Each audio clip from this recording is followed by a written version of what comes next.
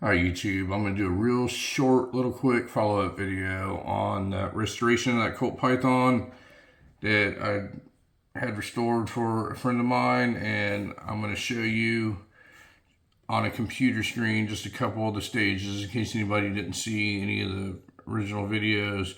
So I'm going to start with this picture right here. This is the day we went and shot it, and then I scrubbed all the finish off of the side of the barrel and the side of the gun with the green scrubby.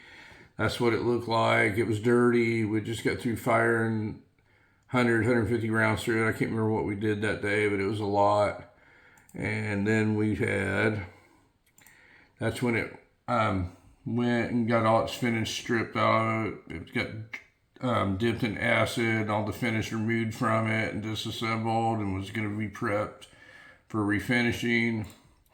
Now these two I'm going to try and do side by side here. This is the day that I went and picked it up.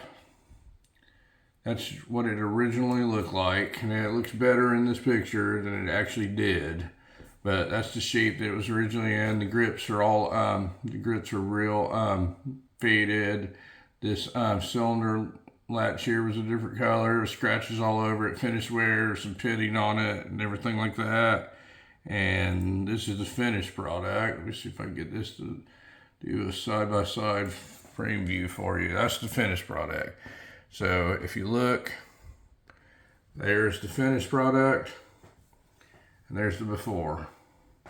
So there was a significant difference. There was the before grips, there's the after grips. There's the before finish, and there's the after finish. So that just gives you a little bit of an idea how far that thing came in about 2 weeks time. But I just want to do a real quick video, and thank you very much for watching, and you folks have a great day.